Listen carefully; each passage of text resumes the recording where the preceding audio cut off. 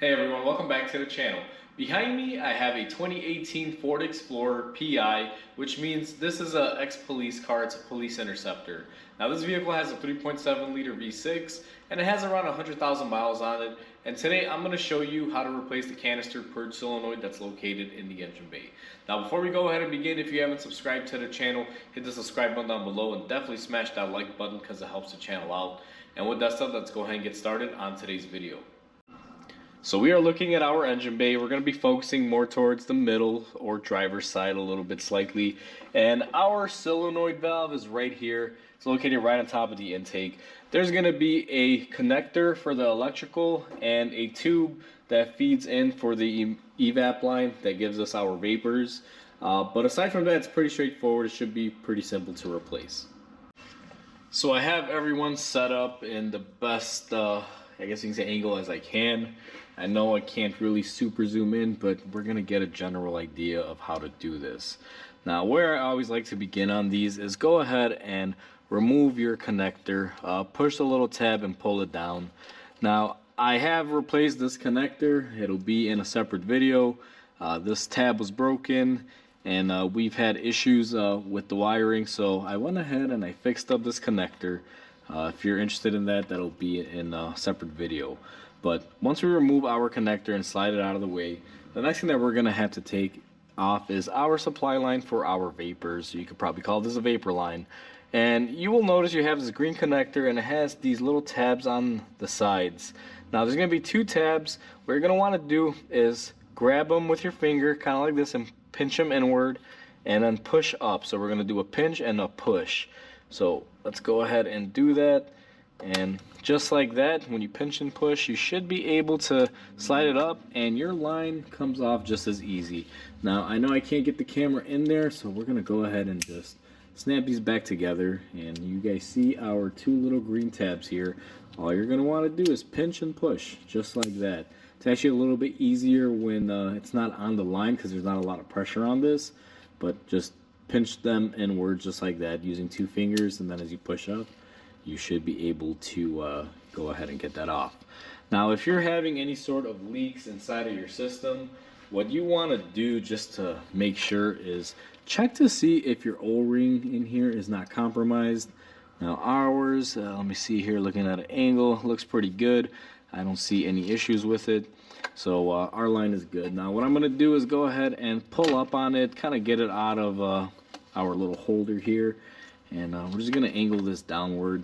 Now this should have gas vapors in it, may have some trace amounts of it in there.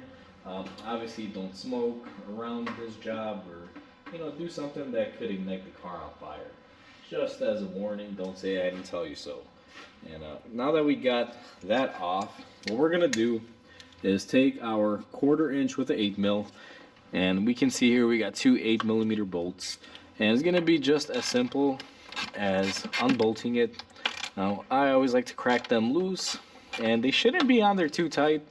Once you crack them loose, you should be able to just get in here and pull back our bolts just like that. Now let's get our last one here. If these are over tightened, sometimes they can strip the little rib nuts that are in our intake, so you want to be very careful. Make sure that that hasn't happened, especially when you tighten them. Now that we have our two bolts off, you should be able to just simply pull up on it, and you should be able to get your valve out of there. So just like that, our valve has come off, and we are ready to replace it with our replacement one. So now that we got our old one off, we're going to go ahead and replace this with our new one. Now just to show everyone, this is what we're going to be using. It's a Motorcraft original part. There's the part number. I don't know how well it's going to pick it up. And one thing that I'm always shocked by with these is that Ford delivers these in a bag. Now I already opened the bag because I had to match it up, but they come in a bag of all things. I don't know why they don't come in a box. These are plastic. If you drop them, you could potentially break them. Ford, if you're watching this, why don't you box these? I'm just curious. Just a little side snippet there. But anyway, our new valve is exactly as our old one. The only difference is that they include this little protector here, so stuff doesn't get in where the fuel line would be. So what we're gonna do is look at our entry point here. Now it looks nice and clean on ours. Off camera I just wiped it with a little rag. For the most part, it's not horrible. It's pretty good in there, but just, always check. Now, what some people do is they'll put some silicone lube on there. You can do that. However, I find that typically they slide in just like that. It's actually really, really simple. Once you slide it in, we're going to go ahead and bolt it up. Now, where did I put my bolts? Alright, I finally found my hardware. They were under the bag on my bench. Took a little too long, that I'd like to admit, to find them. But we're going to take our bolts once our solenoid is lined up. And what I like to do is wiggle it in there, and it'll help you find where they go, just like so. So we're going to go ahead and put our first one in there. I like running these down pretty much hand tight, almost here with my fingers. But just like that, we're going to go ahead and put them in there. Now, for everyone that likes to torque stuff, these, I mean, it's just a 1/4 inch ratchet, not a whole lot of torque. You want to bust out a torque wrench for this, by all means, go ahead. However, I'm just going to tighten them up by hand, just like so. You'll know when they are nice and tight, because it'll pretty much bottom out. Now, I apologize for the noise. There's a motorcycle outside. I'm fairly close to the street, so you guys hear a lot of the noises. So just like that, they are nice and snug. Don't go crazy. Don't hulk these. Do not break them. If you break this in there, it's gonna get expensive for you, and I'll just leave it at that.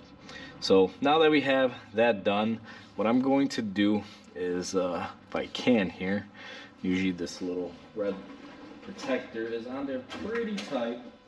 Let me see if I can grab a pair of pliers. And what I like to do is just go ahead and grab it and pull it straight out, just like so. And once we have that part of it opened up, we're going to take our line and go ahead and push it in there. Make sure you get it in all the way, and then just push our clip in. And always give it a nice firm pull to make sure it's in correctly. Now, don't forget that we took it out of our holder, so we're just going to push it back in there. Really simple. Not a whole lot to it. Make sure this is nice and tight and secure. And then last but not least is we're going to take our connector and we are going to insert it. Once you hear the audible click, I like to pull on it, make sure it's nice and tight. And we have pretty much done the job. We are all done. That's how you replace this purge valve on this Ford engine. Alright, so we are all set and done. It's actually really quick, simple, and easy to replace these solenoid valves on this vehicle.